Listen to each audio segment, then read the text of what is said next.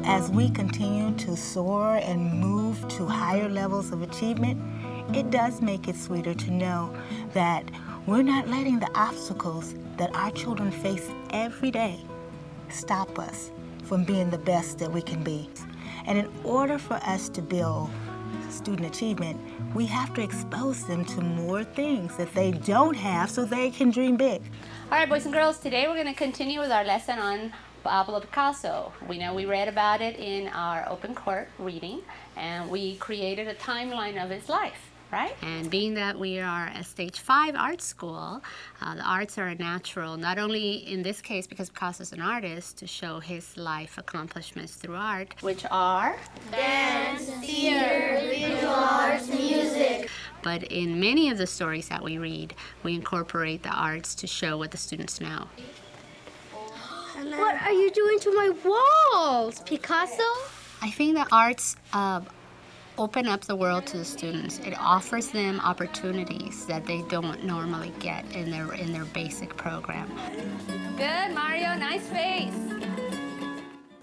The arts also provide an opportunity for children to be creative, to have original thought, to solve problems, to become thinkers. Good idea. Did you have another idea? I was thinking if first I tell them what is it about, then they come to life, and then Picasso was pig tank and with his friend. Then they made 2 cubism. And all of those skills transfer over into the academic areas. And ever since we started really focusing on the arts, our scores have made tremendous gains. Pablo Picasso was born in Malaga, Spain, October 25th, 1881. Good, good. Picasso, what are you drawing? It's art. I don't think that's art. You must be more realistic. You must be more not so fake. See, a woman could not look like that. Her skin could not be like that. You must be more artistic. You must be more realistic. Long-term learning doesn't happen unless you internalize it. You have to breathe it, live it, do it, act it, sing it, dance it. Then it stays with you for a lifetime. When you do your mentoring program, you guys are going to be teachers, counselors, the role models for 186th Street School. In order to practice peacemaking, we have an activity today that's going to bring out your peacemaking skills. Peace Games was actually founded many, many years ago in the city of Boston as an answer to teaching young children to solve their own problems and teaching peacemaking skills. So we were in a 5th grade classroom today, and that whole theme was working together to create the tallest structure out of those marshmallows. The kids have to work collaboratively because you saw how some of them were kind of like sloping and falling, and certain kids are, taking different roles in that project. Today was actually my first time doing Peace Games. I've heard about it, I've never done it, and I think it was the best thing I've ever seen.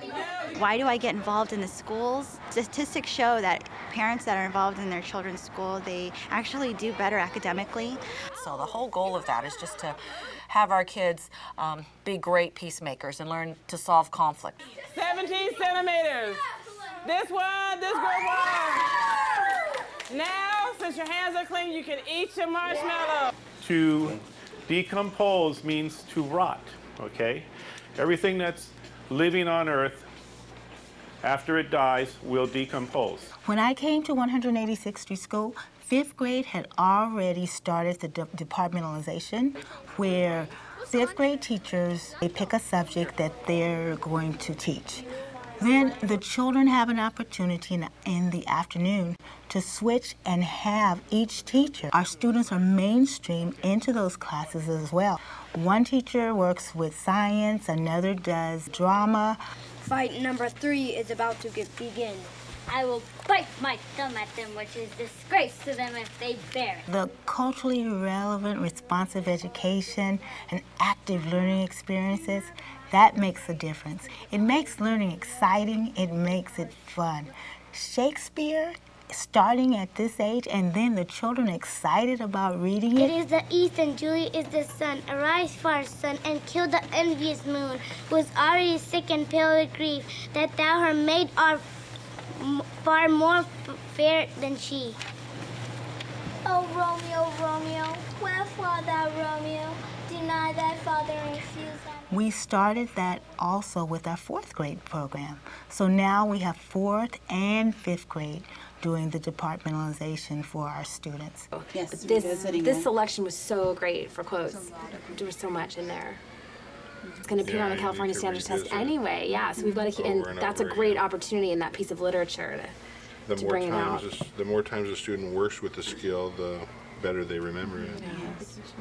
Teacher collaboration is the key to move a school to the next level of achievement. It's great stuff. A snake is a reptile that can camouflage. With our gallery walk, teachers have an opportunity to go into the classrooms and they can talk about how did you get your student to get that Yeah, that seems like I've never taught similes, but that it makes it much easier that way. After school is not babysitting, it's enriching activities and maybe something they won't normally get to cut up that cantaloupe in a classroom because they're concentrating on their language arts and their math and on social studies and everything else. So we're just trying to give them different opportunities. And what we're going to do is use our software to create a program that we can then upload onto the robot, and we can make the robot do anything we want it to do. So when I walked across the street one day during the summer to introduce myself to the neighbors, it was the best trip that any principal could take. So for us, all she had to do was come over and ask. And we're more than willing, to have people like me and other volunteers that come over to donate their time and donate resources and really exchange ideas. The middle one's going to turn off and the outside are going to turn on. We have to send a little program, a little bit of information out to the robot. What this program is intended to do is kind of teach kids a real easy way to learn how to use a computer and to learn how to program. So we have a robot and we have a laptop computer. And the laptop computer creates these interesting software programs that we can then upload to the robot, and the robot will do things from flashing lights to moving around to sensing objects. So it gets the kids like real interactive sense of working with a computer and working with technology. All of the extra things for our children, it builds school spirit. So bringing college students to our school to take part in our after-school activities, we call it Super Bowl School Spirit Day. And I invited the SC and UCLA athletes to come and interact with the children. And I asked them to call an academic play. So make sure you guys stay in school, do all your homework, listen to your teachers. So it's exciting for us to reap the rewards for our hard work. And it makes our children feel special to know that their school is being recognized. Some of our problems are really some serious problems, but we don't let it stop us.